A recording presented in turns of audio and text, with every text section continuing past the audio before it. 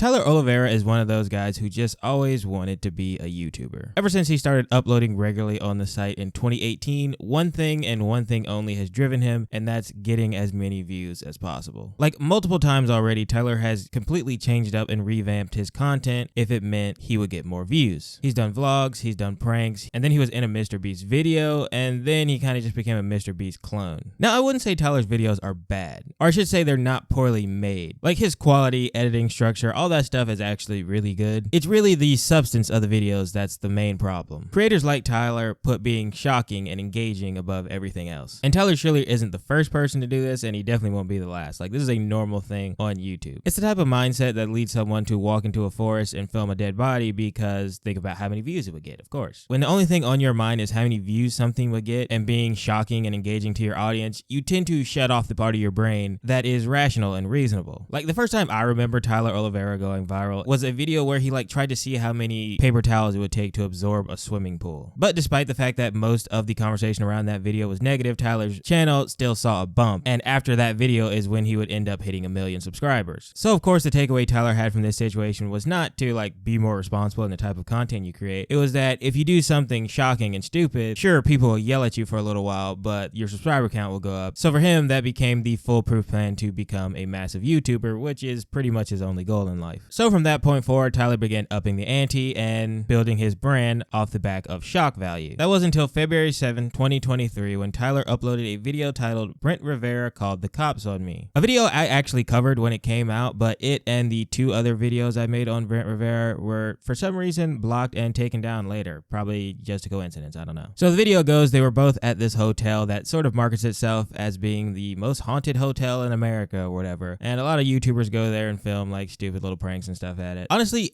pretty much everyone in the video came across as being a giant dickhead. Brent was a slightly bigger dickhead in my opinion, but Tyler was very annoying also in this video. Oh God, Brent Rivera's right there. Hey, go have fun with your 100 subscribers, bud. We get that louder. You don't have a directional mic on my camera? Hey, we're filming our thing. You film yours. Okay? Yeah. Let's not be. Okay, that's reasonable. Let's not be disrespectful, okay? Well, you guys are shit talking the iPhone though. I don't appreciate the disrespect. Okay. What disrespect? I literally walked out of my hotel room and nearly had a heart attack. Why did you walk up to us, enter our space? I paid $400 a night for the hotel. What do you mean? Yeah, but if we were normal guests, that would. Whoa. Okay. Normal guess. You think you're elevated beyond an average human being? You've ascended the human. Wait, who are you? But of course, because a massive YouTuber was involved, this became a really big deal on the internet to the point where I made a video about it. And so of course, being the absolute clout demon that he is, Tyler's takeaway from this was that if you just shove a camera and microphone in someone's face and are kind of annoying about it, you can create some really viral content. So after the whole Brent Rivera fiasco, Tyler dropped literally one more MrBeast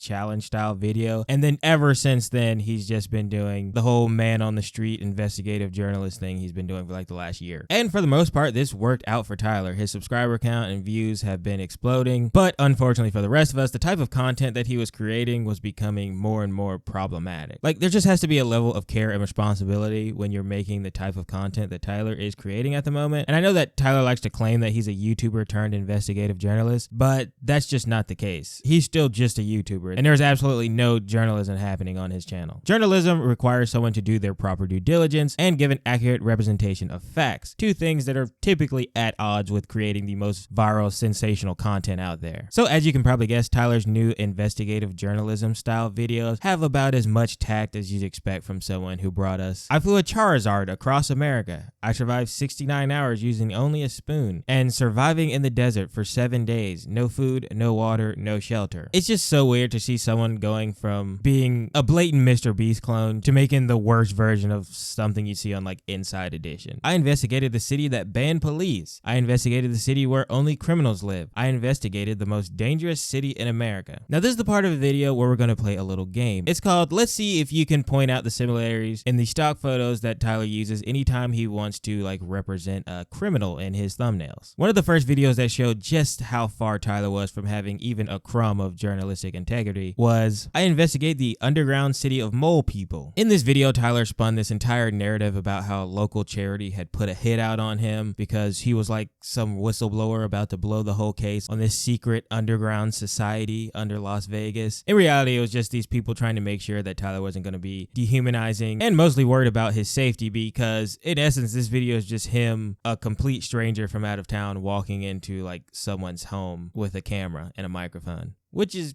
kind of weird. When we met with them before everything fell apart, before he backed out of doing the shooting,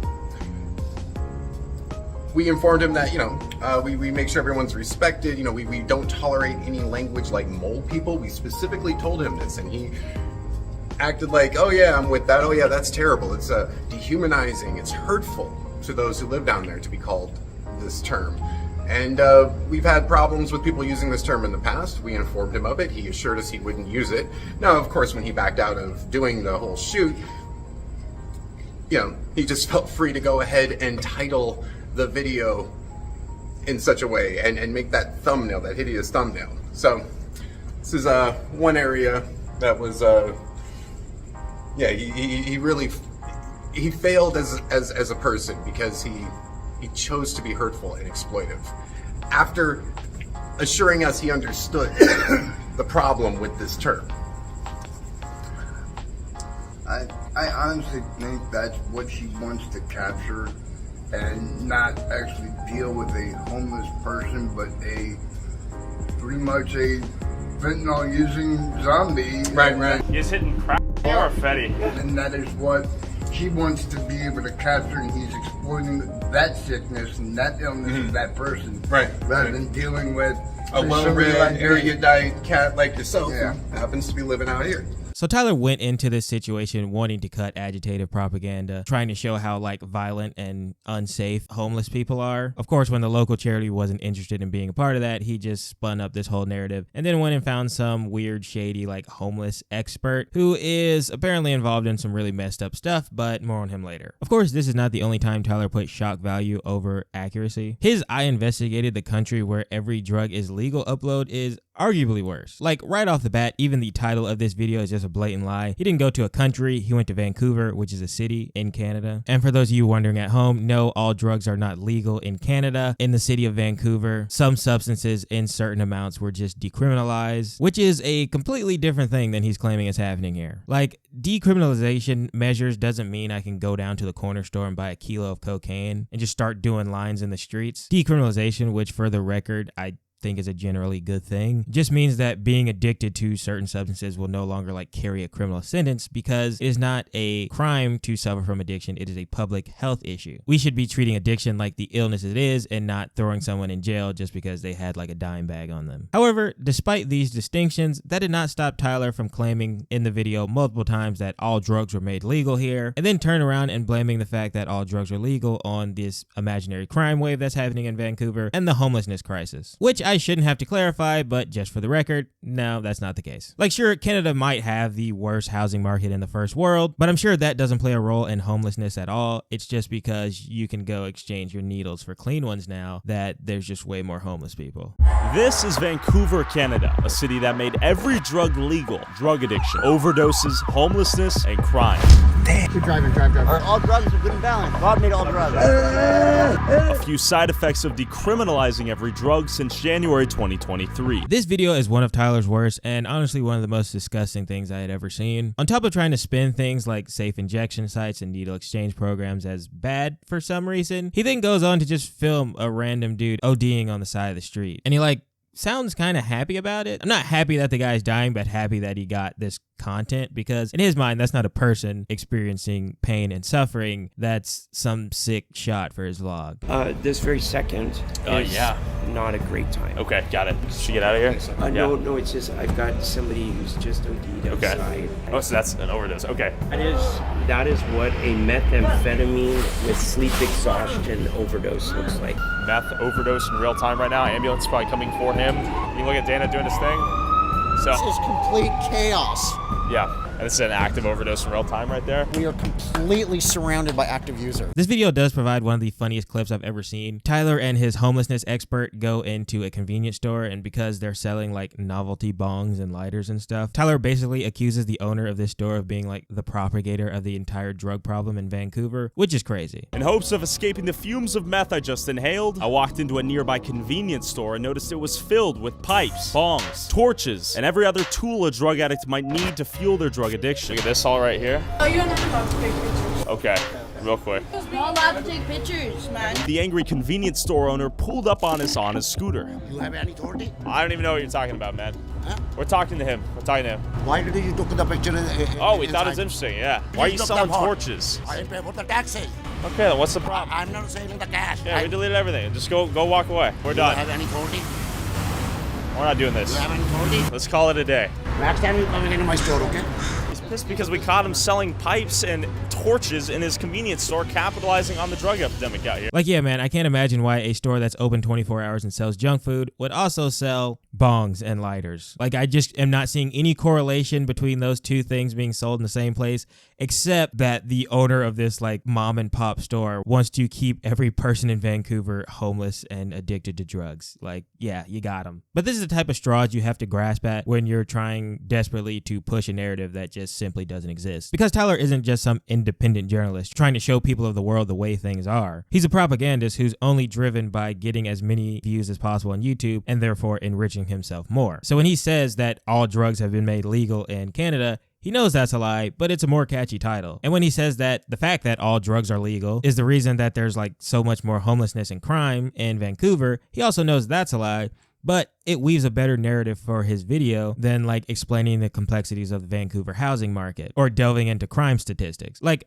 let's just be real, that stuff just isn't as interesting, despite the fact that it's true. In Tyler's mind, making a video about real life zombies and filming one of them OD on the side of the street is a much easier thing to sell and to get clicks on than like if he sat down and went over crime statistics from the Canadian government. For Tyler, homeless people and people struggling with addiction are just pawns to be used in his videos. And that fact was never more evident than in his video, I investigated the city that banned police. This video is basically 52 minutes of Tyler and Johnathan Choe being really upset that homeless people exist in Seattle because like 4 years ago during the BLM protests, the mayor of Seattle didn't order cops to go in and beat the shit out of protesters. And now because of that, 4 years later, Seattle is just some Mad Max wasteland. Except of course that isn't true. Seattle just looks like every other city in the country. There's like normal business and commerce and stuff going on, and then there's also homeless people that exist for the simple fact that it's just way too expensive to live in this gosh darn country. While drug addiction kept many of these people on the streets, we stumbled upon this giant fortress that led me to wonder if some of these people actually preferred living on the streets. This is a pretty epic fortress you have here almost. How long did it take to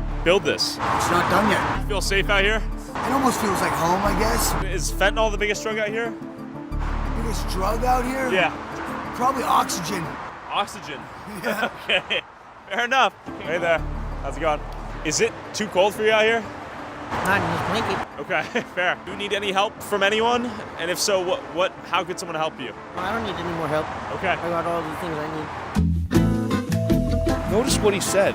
He said he's choosing this. Oh, the lifestyle. The lifestyle. Sure. That is the piece that certain homeless advocates don't want out there. And what do you do about these people in society? I don't know. These are the people who've given up on society. They're done. They don't want to work anymore. They don't want to pay taxes. They don't want to pay their bills. You've got the activists saying, oh, if you just give everyone here housing, we can solve the crisis. Well, the problem is, as you've clearly encountered, there are people who want to stay out here. What do you do about them? But that didn't stop Tyler from going to an encampment, asking one guy if he was happy there, and then when the guy said he like has everything he needs because, you know, even though he's homeless, he's trying to keep a positive outlook on life, Tyler decided that that means that every homeless person ever is happy being homeless and they just don't want to work because they can do drugs and live in a tent, which is way better apparently. Like, who would want a job and running water and shelter when you can just not have those things? That's a really good point by Tyler, actually. They then go to an abandoned motel and find people squatting in there. So of course, being journalists, they just let themselves in and start filming all these people's stuff. On our way there, Johnathan saw an abandoned building being broken into, and we sped onto the scene to investigate further. So let's see what we find. We are entering the building right now. Right there. This could potentially be dangerous. Hello?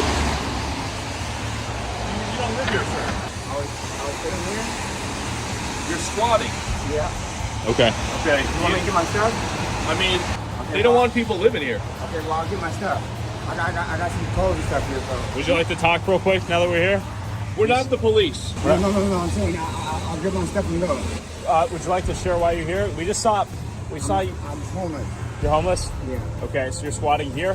Yeah. The furniture was already here. Can we come in? Yeah. Oh, there's lighting.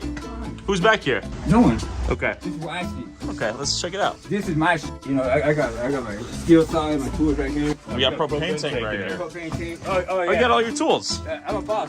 One thing I did notice in this video is the guy that Tyler brought with him, Johnathan Choe. He has a knack for every time they go somewhere, he's pointing out like, hey, there's a, propane tank there, there's kerosene, there's a generator, all this stuff could be fire hazards, just saying. You see 2 propane tanks right there. Propane tanks right there. That's obviously dangerous, right? Oh yeah, there are fires here at these encampments weekly. Sure. It's a total liability for this neighborhood. And I point this out because literally right after Tyler and Jonathan left this motel, the strangest thing happened. Yeah, the motel burned down, and what do you know, Johnathan Choe was the first person on the scene there to film the building burning down. Now, I'm not saying that Johnathan Choe burned this building down. I would never accuse someone of something like that. But what I am saying is being on camera and pointing out all the potential fire hazards, and then you just happen to be strolling by when the building is on fire, kind of sus. Every stop they made in this video was more or less the same. They just went in, talked about how drug addicted, violent criminals all the homeless people were, and then sort of just let themselves into these people's stuff. I know they don't have a brick and mortar house with doors and locks and stuff, but this is still their living area. You don't have to just walk into someone's tent because you have a camera. The main problem with someone like Tyler Oliveira and Johnathan Choe making a video like this is, for whatever reason, they just can't seem to grasp that homeless people are just people. Instead, they have to see them as this whole other subhuman group that has quit on society and would rather just be out and do drugs in the woods than have a job and, like the rest of us. So a little background on Johnathan Choe. He used to be an actual journalist at a local ABC affiliate, but then he was fired for giving too much favorable coverage to the Proud Boys, a far-right neo-Nazi group, and now he works with organizations like Turning Point USA and other far-right groups. If that gives you any ideas and the type of perspectives that Tyler is looking for when he's framing these videos. And this isn't the only shady individual Tyler has featured on his channel. Remember the homelessness expert from earlier? Kevin Dahlgren. And yes, while it is true that he did used to be a social worker working for the city of Gresham, Oregon, he no longer works for the city or is even a social worker, I think, because Kevin was charged with 19 separate counts of fraud, theft, and stealing the identities of people who had come to him for help. So these were homeless people trying to get back on their feet. He's supposed to be a social worker. They're coming to him for help, and then he was stealing their identities and committing fraud against them. And like I said, he was a social worker, but he also argues against every social program imaginable. He instead argues that society should stop giving homeless people handouts, and that, once they have no other choice, then they'll pull themselves up by their bootstraps or whatever. You see, Kevin believes in this made-up bullshit called the homelessness industrial complex. It's the idea that because homeless people sometimes receive the most minor forms of assistance, they have now become conditioned and dependent on social handouts and therefore have no intention of ever getting back on their feet. And so the way to fix this is to just stop giving these people any sort of assistance at all. Instead, we should all be like Kevin and try and steal their identities and commit fraud against them, because that'll teach them that, life ain't fair. Tyler Oliveira is an evil, awful person. Full stop. To be willing to put out content like this, you have to not see homeless people, people struggling with addiction, anyone that is less fortunate than you just can't see them as real humans. If Tyler was as interested in learning and showing people the real truth as he claims, he wouldn't be going out and finding the only homeless advocates that hate homeless people as much as he does to be in every single one of his videos. Tyler isn't trying to show you how things are. He's trying to spin a narrative that homeless people are scary and mean and violent and do crime, and the only reason they're homeless is not because of any unfortunate situations or any outside factors. They're homeless because they just love doing drugs and not working, which is just an idiotic opinion to hold. This guy's entire livelihood is built around going city to city, finding the people who have had the worst go of things in life, and then sensationalizing and stigmatizing them for views. Poverty porn is a nasty and growing industry on YouTube. And this is not just a Tyler Oliveira problem. Tyler is just the biggest creator doing this at the moment, but he is by no means the only person who has decided to make a living by dehumanizing the least fortunate members of society. He calls himself an investigative journalist, but there's absolutely no journalism happening here. Tyler Oliveira is nothing more than a leech and a profiteer of human suffering. And to make matters worse, he is making the world a more hateful and more ignorant place because of it. Like, yeah, fuck this guy, man, honestly. But yeah, that's pretty much all I've got for today. Thanks for watching. Make sure you like, comment, subscribe, ring the bell, all that fun stuff. It really helps out me and the channel. And most importantly, make sure you have an amazing rest of your day. Okay, bye.